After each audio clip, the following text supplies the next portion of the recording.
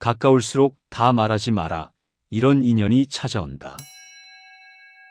혹시 너무나 가까운 사람이라서 내 모든 것을 다 말해주면 그 사람도 나를 그만큼 사랑해 줄 거라 믿으셨나요? 내 아픔, 내 비밀, 내 치부까지 다 털어놓고 나면 비로소 진정한 하나가 된 것 같아 안도하셨습니까? 그런데 보십시오. 이상하게도 다 보여줄수록 상대는 당신을 가볍게 여기고 다 말할수록 관계의 유효기간은 짧아졌을 겁니다. 더욱 이상한 것은 자신을 아끼고 말을 절제하는 사람 곁에는 늘 귀한 사람들이 모이고 함부로 다 쏟아내는 사람 곁에는 오히려 그것을 이용하려는 사람들만 남는다는 사실입니다. 왜 그럴까요? 부처님께서는 말씀하셨습니다. 꽃은 향기를 다 내뿜지 않을 때 더 오래 머물고 지혜로운 자는 말을 아껴 인연을 보석으로 만든다. 우리가 가까울수록 입을 닫아야 하는 심리적 실체와 말을 아꼈을 때 찾아오는 기적 같은 인연의 비밀을 부처님의 가르침과 함께 깊이 들여다보겠습니다. 지금으로부터 약 2500년 전 부처님께서 기원정사에 머물고 계실 때의 일입니다. 부처님의 가장 가까운 시자이자 수제자 가운데 한 명인 아난다는 총명하고 기억력이 뛰어나 부처님의 모든 말씀을 하나도 빠짐없이 기억하고 전달하는 인물이었습니다. 그런데 어느 날 아난다는 수행자들 사이에서 한 가지 고민을 안고 부처님을 찾아왔습니다. 세존이시여, 저는 사람들의 고민을 들으면 그것이 너무 안타까워 제가 아는 모든 것을 다 말해주고 싶습니다.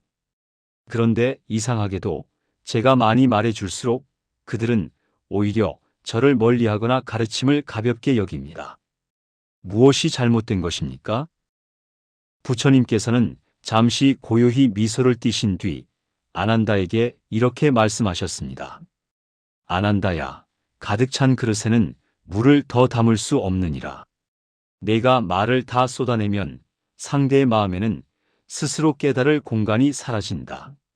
진정한 가르침은 전달되는 것이 아니라 상대의 마음 안에서 스스로 피어나는 것이다. 말은 씨앗과 같다. 씨앗을 너무 많이 뿌리면 서로 엉켜 아무것도 자라지 못하느니라.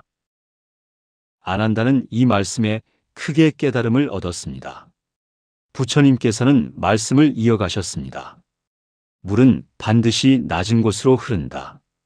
말 또한 마찬가지니 말이 많은 사람은 언제나 스스로를 낮은 곳으로 흘러가게 한다.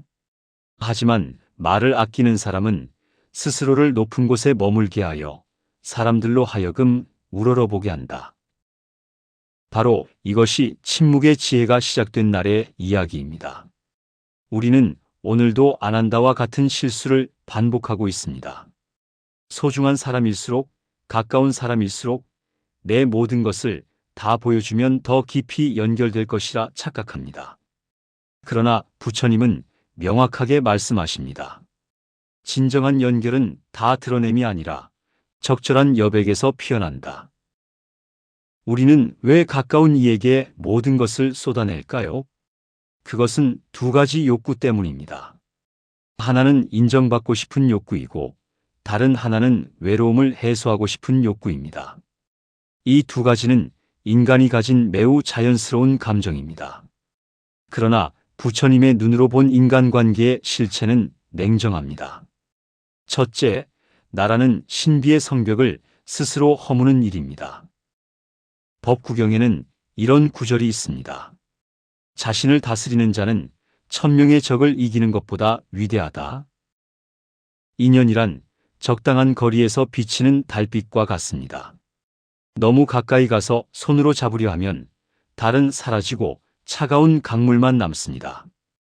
당신이 모든 것을 말하는 순간 상대방에게 당신은 탐험이 끝난 지도와 같습니다. 더 이상 궁금하지 않고 더 이상 귀하게 여길 이유가 사라지는 것입니다.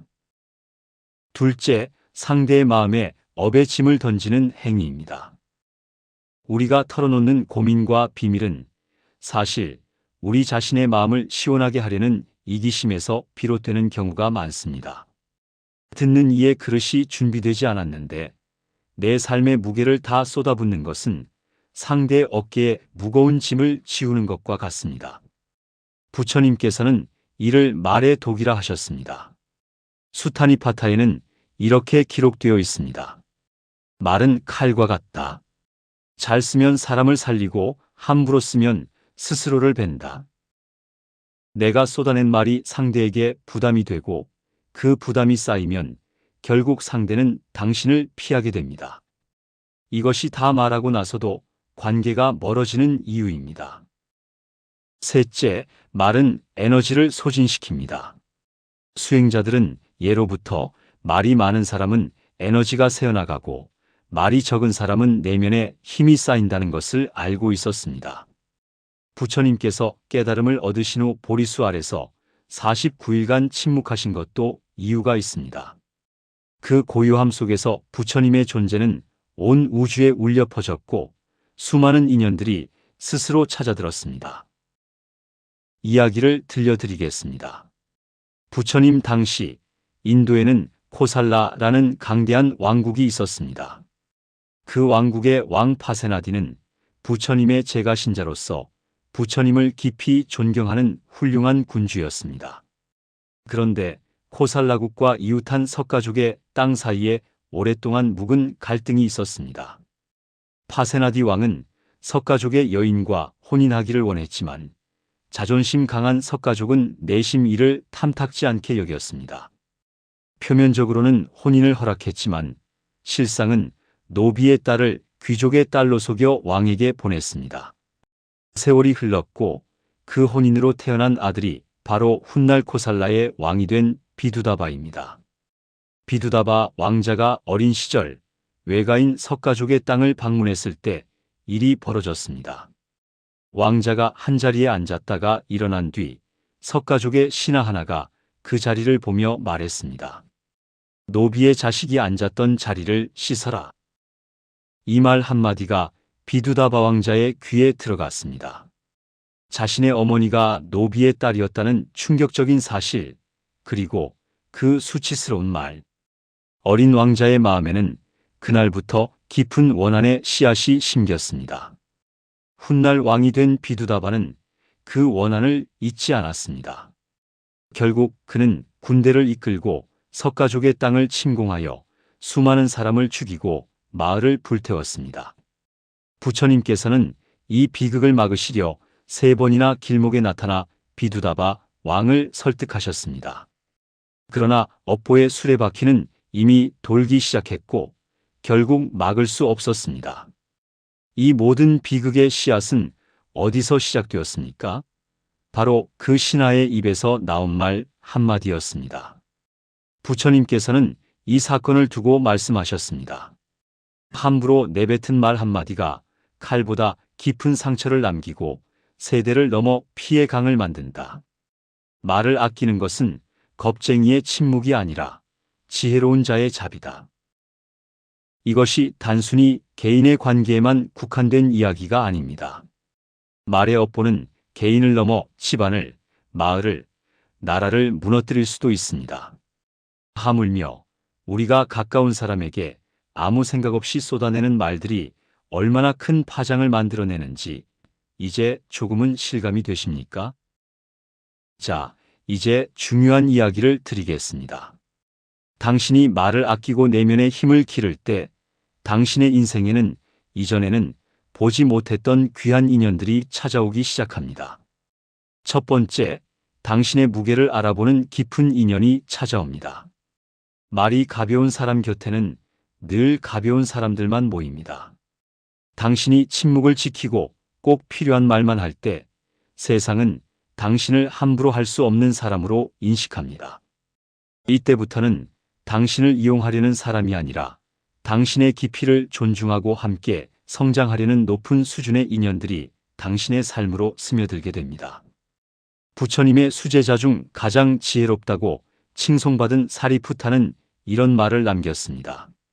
나는 말하기 전에 3번을 생각한다. 이 말이 진실한가? 이 말이 유익한가? 이 말이 지금 필요한가? 이 3가지를 충족하지 못하면 입을 닫는다. 이처럼 말을 고르는 사람에게는 자연히 그 깊이를 알아보는 사람들이 모여듭니다. 두 번째, 침묵이라는 안식처를 찾는 인연이 모입니다. 사람들은 누구나 자신의 이야기를 들어줄 곳을 찾습니다. 세상이 시끄럽고 모두가 자기 말만 하려 할 때 묵묵히 들어주는 사람은 그 자체로 거대한 보리수 나무와 같은 존재가 됩니다. 당신이 다 말하지 않고 들어주는 자리에 머물 때 사람들은 본능적으로 당신 곁에서 편안함을 느낍니다. 세 번째, 진심은 말보다 행동과 존재로 전달됩니다. 화엄경에는 이런 말씀이 있습니다. 한 생각의 청정함이 온 세상을 정토로 만든다. 말로 1000번 사랑을 고백하는 것보다 묵묵히 곁에 있어주는 한 번의 존재가 인연을 깊게 합니다. 당신이 말을 줄이고 행동으로 보여줄 때 상대방은 당신을 진심으로 신뢰하게 됩니다. 이 신뢰야말로 어떤 달콤한 말보다 강한 인연의 뿌리입니다. 그렇다면 구체적으로 어떻게 해야 할까요? 부처님께서는 항상 중도를 강조하셨습니다. 침묵도 지나치면 고립이 되고 말도 적절하면 인연을 잇는 다리가 됩니다. 중요한 것은 무엇을, 언제, 얼마나 말하는지의 지혜입니다. 첫째, 나의 과거와 불행을 상품화하지 마십시오. 과거의 상처를 말하며 동정을 구하는 것은 잠시의 위로는 될지언정 결국 상대로 하여금 당신을 불쌍히 여기게 만드는 원인이 됩니다. 동정과 존중은 다릅니다. 당신이 원하는 것이 진정한 인연이라면 동정이 아닌 존중을 얻어야 합니다. 부처님께서는 제자들에게 이르셨습니다. 자신의 상처를 자랑처럼 말하지 마라. 상처는 치유할 것이지 전시할 것이 아니다. 둘째, 미래의 계획을 미리 발설하지 마십시오. 에너지는 입을 통해 새어나갑니다. 다 말해버린 계획은 추진력을 잃고 주변의 시기와 질투라는 보이지 않는 장애물을 만납니다.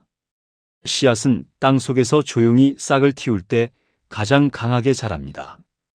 결실을 이룬 뒤에 나누는 것이 진정한 기쁨입니다.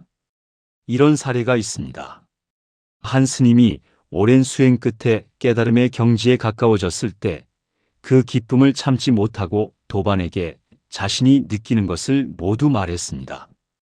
그 후 이상하게도 그 깨달음의 감각은 서서히 흩어지고 말았습니다. 스님은 후에 이렇게 회상했습니다. 말로 내뱉은 순간 그 에너지는 내 것이 아니게 되었습니다. 셋째, 상대의 허물을 덮어주는 자비의 침묵을 연습하십시오. 자바함경에는 이런 가르침이 있습니다. 다른 이의 허물을 보거든 돌아서서 내 자신의 허물을 보라. 타인의 비밀을 지켜주고 그 실수를 덮어주는 것만큼 강력한 인연의 끈은 없습니다. 당신이 누군가의 약점을 알고도 침묵할 때 그 사람은 평생 당신을 믿을 수 있는 단 한 사람으로 기억할 것입니다. 이것이 자비의 침묵이 만들어내는 가장 깊은 인연입니다. 넷째, 말하기 전에 세 개의 문을 통과시키십시오. 수피즘의 지혜이기도 하고 불교 전통에서도 널리 전해지는 가르침이 있습니다. 말을 하기 전에 스스로에게 세 가지를 물어보십시오. 첫 번째 문, 이것은 진실인가? 두 번째 문, 이것은 필요한가? 세 번째 문, 이것은 친절한가? 이 세 문을 모두 통과하는 말만이 진정으로 인연을 잇는 말입니다. 하나라도 통과하지 못한다면 그 말은 침묵 속에 남겨두는 것이 더 지혜롭습니다. 역사 속에서 침묵의 지혜로 위대한 인연을 만든 이들이 있습니다. 부처님의 제자 중 마하가섭이라는 분이 있습니다. 그는 말이 매우 적은 사람이었습니다. 늘 조용히 앉아 수행하고 말보다 행동으로 가르침을 보였습니다. 그런데 바로 이 마하가섭이 부처님의 가장 깊은 뜻을 전수받은 사람이 되었습니다. 어느 날 부처님께서는 설법 자리에서 아무 말씀도 하지 않으시고 그저 연꽃 한 송이를 들어 보이셨습니다. 수천 명의 제자들이 어리둥절해하는 가운데 오직 마하가섭만이 그 뜻을 알아보고 미소를 지었습니다. 이것이 바로 염화미소의 일화입니다. 말로 전달할 수 없는 가장 깊은 진리는 말없이 통하는 두 사람 사이에서만 오갑니다. 마하가섭이 평소 말을 아끼고 내면을 깊이 가꾸지 않았다면 그 순간 그 미소를 지을 수 없었을 것입니다. 당신도 마찬가지입니다. 지금 당신이 말을 줄이고 내면을 깊이 가꿀 때 당신 인생의 마하가섭과 같은 순간이 반드시 찾아올 것입니다. 말없이도 서로를 이해하고 서로의 존재만으로도 깊이 연결된 그 귀한 인연이. 여러분, 오늘 우리는 부처님의 가르침을 통해 말의 지혜에 대해 깊이 생각해 보았습니다. 아난다의 이야기에서 배웠습니다. 가득 찬 그릇에는 물을 더 담을 수 없고 우리가 다 말해버리면 상대의 마음에 스스로 자랄 공간이 사라진다는 것을 코살라국의 일화에서 배웠습니다. 무심코 던진 말 한마디가 세대를 넘어 비극을 만들 수도 있다는 것을 마하가섭의 염화미소에서 배웠습니다. 가장 깊은 인연은 말이 아닌 침묵과 존재로 연결된다는 것을 당신이 오늘부터 입을 닫고 마음의 문을 지혜롭게 다스린다면 당신의 삶은 고요해질 것입니다. 그리고 그 고요함 속에서 진정으로 당신을 빛내줄 별 같은 인연들이 하나둘씩 모습을 드러낼 것입니다. 다 말하지 마십시오. 당신의 가치는 말로 증명하는 것이 아니라 당신의 존재 그 자체로 증명되는 것입니다. 당신의 침묵 속에 지혜가 자라고 그 지혜가 꽃 피울 때 세상에서 가장 귀한 인연이 당신 앞에 나타날 것입니다. 당신은 충분히 깊고 충분히 귀하며 그 깊이를 알아주는 인연이 반드시 찾아올 것입니다. 법구경의 마지막 가르침으로 오늘의 이야기를 마무리하겠습니다. 말보다 행동이 앞서고 침묵보다 지혜가 깊으며 지혜보다 자비가 높다. 자비로운 침묵을 아는 자, 그가 바로 이 세상에서 가장 아름다운 꽃이니라. 부처님의 가르침이 당신의 외로운 마음에 등불이 되길 바랍니다. 오늘 이 지혜가 마음에 닿으셨다면 구독과 좋아요로 이 공덕을 널리 나눠주시길 바랍니다. 성불하십시오.